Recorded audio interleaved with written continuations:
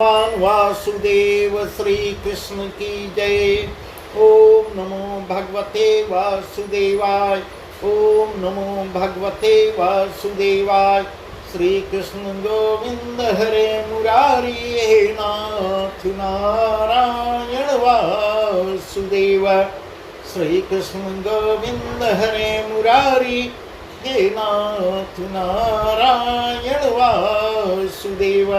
राधे कृष्ण राधे कृष्ण राधे कृष्ण राधे कृष्ण। द्वारकानाथ की जय, केशव की जय, माधव की जय, राधा रानी की जय। आज का प्रसंग है भगवान वासुदेव श्री कृष्ण शत्रुधन्वा का सर सुदर्शन चक्र से कहते हैं, हे चक्र जाओ और शत्रुधन्वा का सर काट दो। उसके आगे का प्रसंग हम आपको सुना रहे हैं। शत्रुधन्वा को मारते हैं पर मणि नहीं पाते हैं। इस प्रकार बलराम जी से कह रहे हैं, भैया इसके पास मणि नहीं है। और अब दोनों भाई द्वारिकापुरी को जाते हैं, मणि खोजते हैं, जहां पावेंगे वहां से ले आवेंगे। अब इस प्रकार श्री कृष्ण जी कह रहे हैं, शत्रुधन्वा को मारकर द्वारिकापुरी पधारे, खोजने में लग जाते हैं। ढूंढते ढूंढते बलदेव जी हस्तिनापुर राजा दुर्योधन वहां पहुंचते हैं। वहां का राजा दुर्योधन उठ के दौड़ता है, आगे बढ़ भेड़ दे प्रभु को गाजी बाजी पाटंबर और पावड़े डालता है। माँ अपने घर लिवा जाता है, मंदिर में अपने लिवा जाता है, सिंहासन पर बैठाता है, अनेक प्रकार से पूजन करके भोजन करवाता है। विनती कर सिर नमा की हाथ जोड़कर सन्मुख बोला, कृपा सिंधु आपका आना इधर कैसे हुआ। वही सब प्रसंग है। सुखदेव जी कह रहे हैं, राजन ऐसे दुर्योधन जो है विनती करके पूछ रहा है, कृपा कर कहिए महाराज। बलराम जी ने उसके मन में लगन को देखकर मन मग्न हो अपने आने का सब भेद उसको दुर्योधन को बताते हैं। जब यह इनकी बात को सुनता है, दुर्योधन बोला, हे नाथ वह मणि किसी के पास नहीं रहेगी।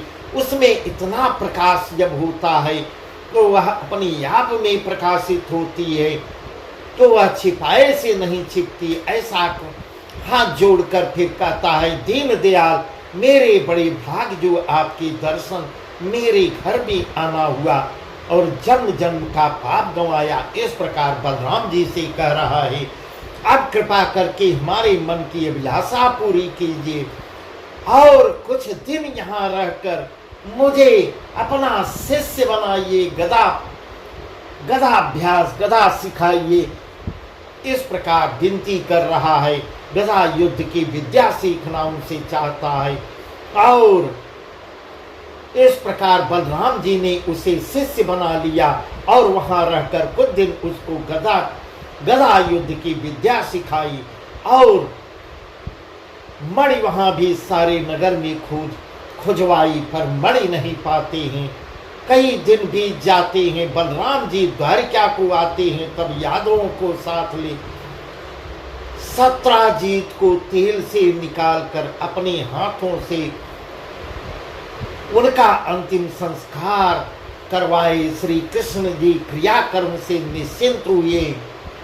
ऐसा सुखदेव जी कह रहे हैं। दोनों भाई मिलकर सत्राजीत का क्रियाकर्म करते हैं और जब क्रियाकर्म से निश्चिंत होते हैं तब अक्रूर और कृतवर्मा कुछ आपस में सोच विचार कर श्री कृष्ण के पास आते हैं और एकांत में ले जाते हैं उनको। मणि के विषय में मणि को दिखलाते हैं कि महाराज यादव सब ही मूर्ख हो गए हैं और माया के मोह में तुम्हारा सुमिरन ध्यान करना भूल गए, मदांध हो गए हैं। जो ये सब कुछ कष्ट पावे तो प्रभु की सेवा में आवे, इसलिए हम नगर छोड़ मणि लेके भागते हैं। जब हम इनसे आपका भजन सुमिरन करावेंगे तभी द्वारिकापुरी में आवेंगे। ऐसी बात अक्रूर और कृतवर्मा सब कुटुंब समेत आधी रात को कृष्ण के भेद से द्वारकापुरी से भागे, ऐसे कि किसी ने न जाना कि किधर गए। अक्रूर और कृतवर्मा अब दोनों द्वारकापुरी छोड़ के भाग जाते हैं। भोर होते ही सारे नगर में यही चर्चा होने लगी। जानिए रात की अक्रूर और कृतवर्मा कुटुंब समेत, घर समेत, पूरे परिवार समेत कहाँ चले गई। ऐसी इस प्रकार सुखदेव जी कह रहे हैं, हे राजन, इधर द्वारकापुरी में प्रतिदिन यही चर्चा होने लगी और उधर अक्रूर जी सबसे पहले प्रयाग में जाते हैं, मुंडन करवाते हैं, त्रिवेणी में स्नान करते हैं, दान पुण्य कर वहाँ पहरी पौड़ी बधवा और वहाँ भी फाल्गु नदी के तीर में बैठ शास्त्र की रीत से श्राद्ध किया और गया वासियों को जमाया। गया भी जाते हैं, वहाँ पितरों का तर्पण श्राद्ध करते हैं, बहुत ही दान देते हैं। फिर गदा रख के दर्शन करके वहाँ से काशी को आते हैं। इनके आने का समाचार पा इधर उधर सब राजा आते हैं, मिलकर भेंटते हैं, यज्ञ दान करते हैं। इसमें एक दिन श्री मुरारी भक्त हितकारी ने अक्रूर जी को बुलाना जी ने ठान लिया। बलराम जी से कहा, भैया अब प्रजा को कुछ दुख दीजिए, अक्रूर जी को बुला लीजिए। तब बलदेव जी बोलते हैं, महाराज जो आपकी इच्छा में आवे सो कीजिए और साधुओं को सुख दीजिए। ऐसी बात जब बलराम जी के मुंह से निकलती है, दीनों के नाथ श्री यादवनाथ जी ने ऐसा किया कि द्वारका में घर घर ताप तिजारी मिर्गी छई तात खाद अतिश कोड़ महाकोड़ जलंधर नाना प्रकार के रोग बकंदर कठोदर अतिसार आव मरोड़ा खांसी सूल अर्धान सीतान झोला सन्निपात आदि व्याधि फैल जाती है। इस प्रकार महामारी आ जाती है और 4 महीने वर्षा भी नहीं होती। उसी से सारे नगर के नदी नाले सरोवर भी सूख जाती हैं। ऐसा सुखदेव जी वर्णन कर रहे हैं। खाने के लिए भी अनाज भी उपज नहीं होता। सब जीव जंतु पशु पक्षी ठोर लगे व्याकुल हो, सुख मरने और प्रवासी भी भूख से त्राय त्राय करने लगते हैं। उससे यह निदान उसका निकल रहा है कि वहाँ के निवासी अत्यंत व्याकुल हो के घबरा के भगवान वासुदेव श्री कृष्ण के पास आते हैं और बहुत ही गिड़गिड़ा के हाथ जोड़कर कहते हैं, हम तो शरण तिहरी रहे, कष्ट महायब क्यों करू सहे। हम तो शरण तिहरी रहे, कष्ट महायब क्यों करू सहे। घन वर्ष पीड़ा भई, कहा विधाता ने यही ठई। इस प्रकार भगवान से स्तुति करते हैं, हे द्वारकानाथ, हे दीन दयाल, हमारे तो कर्ता दुखहर्ता आप ही हैं। तुम्हें छोड़कर कहाँ जाएं और किससे कहें। यह उपाधि बैठे बैठाई कहाँ से आई और क्यों हुई। इस प्रकार सुखदेव जी कह रहे हैं, हे राजन। उनके बातों को सुनते ही कृष्ण जी ने उनसे कहा, सुनो, जिस पुर से साधु जन निकल जाते हैं वहां आपसे आपत्ति महायापत्ति दरिद्र दुख आता है। जब से अक्रूर जी इस नगर से गए हैं तभी से यह गति हुई है। जहाँ रहते हैं साधु संत रहते हैं, वादी और हरिदास, वहाँ होता है अशुभ अकाल विपत्ति का नाश। वहाँ कोई अशुभ कार्य अशुभ अकाल नहीं पड़ता। जहाँ साधुओं का वास होता है, इंद्र रखता है, हरि भक्तियों का स्नेह इस प्रकार ऐसा समझा रहे हैं। उस नगर में भली भांति बरसाता है, पानी बरसता है, जहाँ साधु लोग रहते हैं। ऐसी जब भगवान वासुदेव के मुख से बात सुनते हैं, सब यादव बोलते हैं, हे महाराज, आपने सत्य कहा। यह बात हमारे जी में आ रही है कि अक्रूर के पिता का नाम सुफलक है। वह भी बड़ा साधु सत्यवादी धर्मात्मा है। जहाँ वह रहता है वहाँ कभी दुख और दरिद्र नहीं होता। अकाल सदा समय पर मेघ पानी वर्षा होती है, उससे होता है सुखाल। इस प्रकार उससे खुशहाली आती है जहाँ उसके पिता रहते हैं। और सुनिए, एक बार काशी नगरी में बड़ा दुर्भिक्ष पड़ा। तो हाँ, काशी का राजा सुफलक को बुला के ले गया था। और महाराज, उसका वर्णन हम आपको बता रहे हैं। सुफलक के जाते ही उस देश में मनमाना वर्षा हुई, मौसम अच्छा हो गया और सब दुख जाता रहा। फिर काशी नगरी के राजा अपनी लड़की सुफलक को ब्याह दी। वे आनंद से वहां रहने लगे। इस प्रकार ऐसा वहां के वासी बता रहे हैं। उस राजकन्या का नाम गादिनी तथा उसके पुत्र का नाम तो अक्रूर है। ऐसा कर यादव सब कहते हैं, महाराज, हम तो यह बात आगे से जानते थे। अब जो आप आज्ञा दें, हे प्रभु। तब श्री कृष्ण जी कहते हैं, तुम अति सम्मान कर अक्रूर जी को जहां पाओ वहां से ले आओ। ऐसे प्रभु के मुख से जब ऐसे वचन निकलते हैं, सब यादव मिलकर अक्रूर को ढूंढने निकलते हैं और जाते जाते वाराणसी पहुंचते हैं। वहां अक्रूर जी सिर नाए हाथ जोड़े बोले, उन अक्रूर जी से बोलते हैं, विनती करते हैं, चलो नाथ बोलत बल श्याम, तुम बिनु पुरवासी है बेकाम। जिते ही तुम तित ही सुखवास, तुम बिन कष्ट दरिद्र निवास। इस प्रकार अक्रूर जी से कहती हैं वहां के वासी, यद्यपि पुर में श्री गोपाल तऊ कष्ट दे परे काल।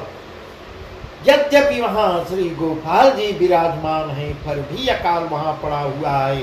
साधन के बस श्रीपति रहे, साधन के बस श्रीपति रहे, इनसे सब सुख संपत्ति लही। इस प्रकार अक्रूर जी से कह रहे हैं।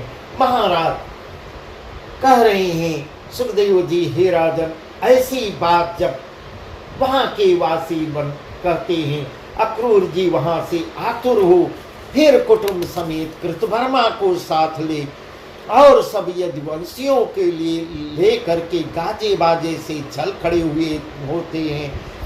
और कितने एक दिनों के बीच आ सब समेत द्वारकापुरी में पहुंचते हैं। इनके आने का समाचार जब श्री कृष्ण पाते हैं, बलराम आगे बढ़ते हैं, आके इन्हें बहुत मान सम्मान से नगर में लिवा जाते हैं। हे राजा, अक्रूर जी के नगर में प्रवेश करते ही बारिश शुरू हो गई, मौसम बदल जाता है, सारे नगर का दुख दरिद्र चला जाता है और अक्रूर जी की महिमा हुई। सब द्वारकावासी आनंद मंगल से रहने लगे। ऐसा सुखदेव जी राजा परीक्षित से कह रहे हैं। हे राजन, फिर वही खुशहाली आ गई। आगे एक दिन श्री कृष्ण जी ने अक्रूर को अपने करीब बुलाया और एकांत में ले जाकर उनसे कहते हैं, हे अक्रूर जी, आप 17 जीत की मणि का क्या किया? तब अक्रूर जी बोलते हैं, महाराज, मेरे पास है। फिर प्रभु ने कहा, जिसकी वस्तु तिसको दे दीजिए और वह न तो होए तो उसके बेटे को सौंप दीजिए, बेटा न हो तो उसके स्त्री को दे दो। इस प्रकार भगवान वासुदेव अक्रूर जी को समझाते हैं। स्त्री न हो तो उसके भाई को दे, भाई को न हो तो उसको कुटुंबियों को सौंपो, कुटुंब भी न हो तो उसको उसके गुरुपुत्र को दे दो, गुरुपुत्र न हो तो ब्राह्मण को दे दो। इस प्रकार बहुत ही ज्ञान की शिक्षा दे रहे हैं, पर किसी का द्रव्य आप न लीजिए, ये बहुत बड़ा अन्याय होगा। इससे अब तुम्हें उचित है कि सत्राजीत की मणि उसके नाती को दे दो। श्री कृष्ण के ऐसे मुख से वचन निकलते ही अक्रूर जी मणि ले आते हैं, प्रभु के आगे रख के हाथ जोड़कर विनती करते हैं, हे दीनों के नाथ, हे दीन दयालु, यह मणि आप लीजिए और मेरा अपराध दूर कीजिए। इस मणि से मैंने सोना निकाला, सो तीर्थ यात्रा में गया। तब प्रभु कहते हैं, बहुत अच्छा काम कियो। यह मणि ले हरि ने सत्यभामा को दे दी और उसकी सब चिंता दूर हो गई। इस प्रकार ऐसा वर्णन कर रहे हैं। फिर आगे भगवान वासुदेव, अब सुखदेव जी कह रहे हैं, भगवान वासुदेव कई विवाह भी करेंगे, कई विवाह उनके होंगे। इस प्रकार कह रहे हैं, हे राजन, एक दिन श्री कृष्णचंद्र जी ने यह विचार किया कि अब चलकर पांडवों को देखें, क्योंकि हस्तिनापुर जब गए थे वहां का समाचार आधे अधूरे पर भी उठ के चले आए थे। पांडवों को देखते हैं जो आग से बचे जीते जागते हैं। ऐसी बात कह हरि कितने यदुवंशियों को अपने साथ ले द्वारकापुरी से हस्तिनापुर को जाते हैं। इनके आने का समाचार पाकर युधिष्ठिर, भीम, अर्जुन, नकुल, सहदेव पांचों भाई इतने हर्षित होके दौड़ते हैं, नगर के बाहर मिलने आते हैं और मिलकर बड़ी भाव भक्ति लिवा घर को लिवा जाते हैं। घर में जाते ही कुंती और द्रौपदी ने पहले तो 7 सुहागनियों को बुलाया, मोतियों को चौक पुजवाया, उस पर कंचन चौकी बिछवाती हैं, उस पे श्री कृष्ण को बैठाती हैं, मंगलाचरण करवाती हैं, अपने हाथों आरती उतारती हैं। बाद में प्रभु के पांव धुलवा के रसोई में ले जाके खटरस भोजन करवाती हैं। इस प्रकार सुखदेव जी कह रहे हैं, हे राजन, जब श्री कृष्ण जी भोजन कर पान खाने लगी, तब कुंती ढिग बैठी कहबा, पिता बंधु पूछत कुशला। कुंती ढिग बैठी कहबा, पिता बंधु पूछत कुशला। नीके सुर सैन वसुदेव, बंधुवती जय अरु बलुदेव। सबका कुशल पूछती है। कुंती उनके बगल में बैठ के सबका घर समाचार का सबका प्रश्न पूछती है।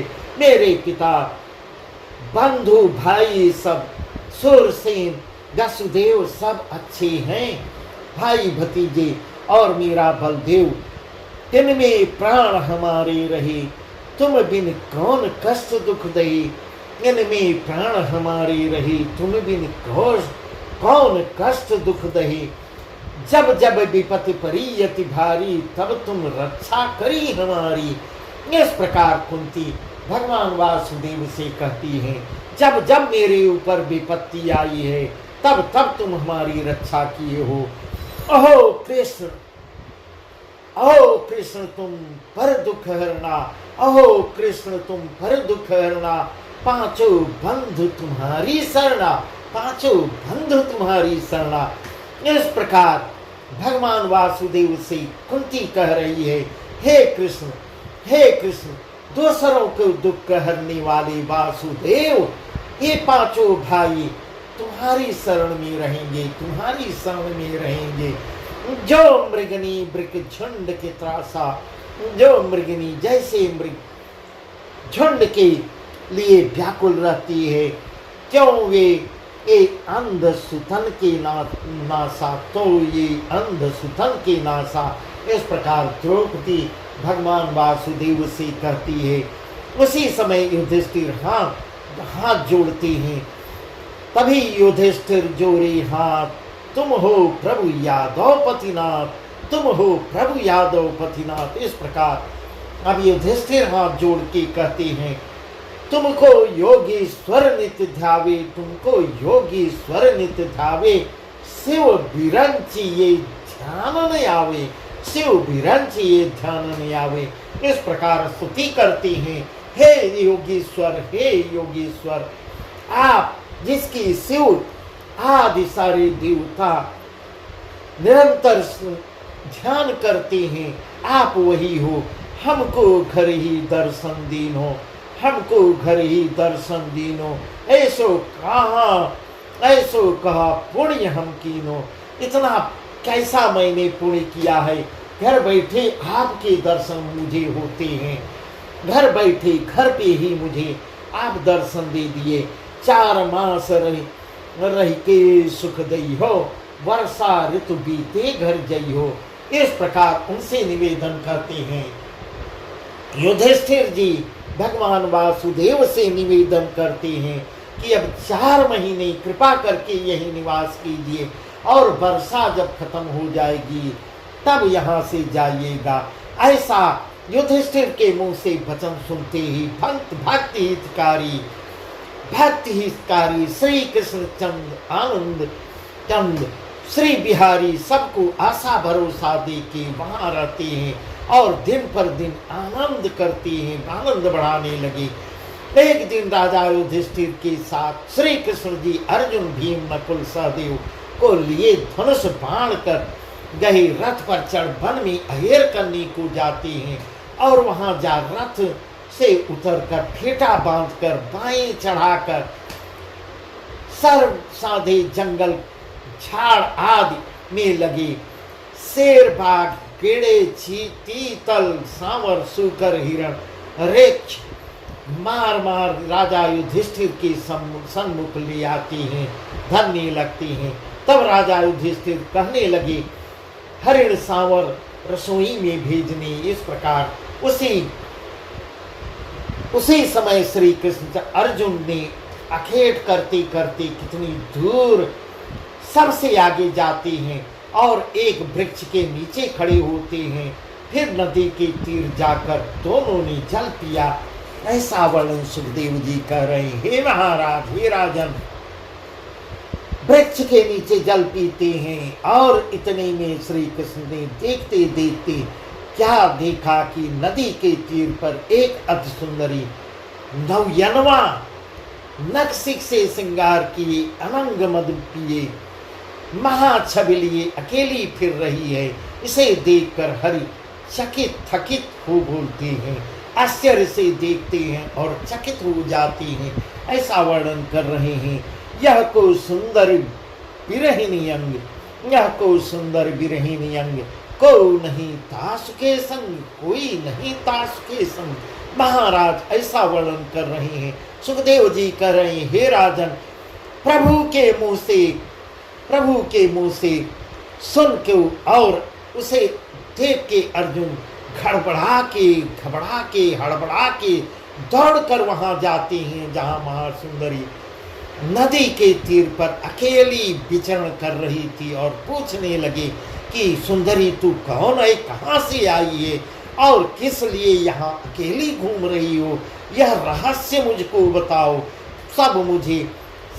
अपना सब कुछ मुझे समझा कर कह। ऐसी बात सुनते ही कहती है, सुंदरी कथा कहे अपनी, सुंदरी का कथा कहे है अपनी, मैं कन्या हो सूरज तनी, मैं कन्या हो सूरज तनी। इस प्रकार अपनी कथा वह बता रही है, मैं सूर्य की कन्या हूँ, कालिंदी है मेरो नाम, कालिंदी है मेरो नाम, पिता दयो जल में विश्राम, पिता दयो जल में विश्राम। इस प्रकार माँ कालिंदी अपना वर्णन कर रही है। माँ यमुना जी का नाम कालिंदी है, वही है कालिंदी है मेरो नाम, पिता दयो जल में विश्राम, रचो नदी में मंदिर आए, रचो नदी में मंदिर आए, मोसो पिता कहो समझाए।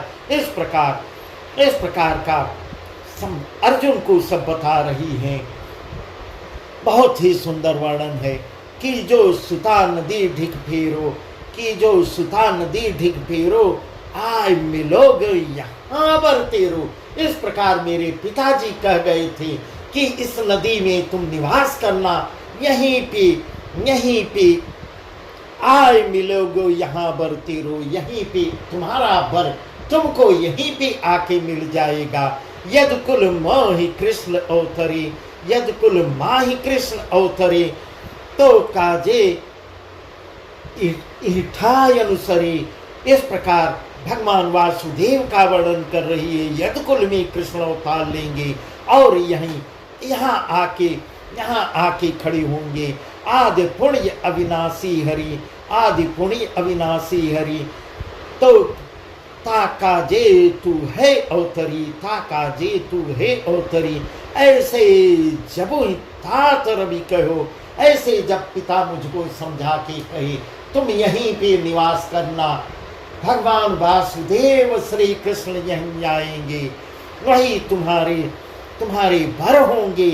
ऐसे जम्बू ही तात रवि कहो, तब ते मैं हरिपद चहो। उसी दिन से मैं हरि के चरण कमलों का इंतजार कर रही हूँ।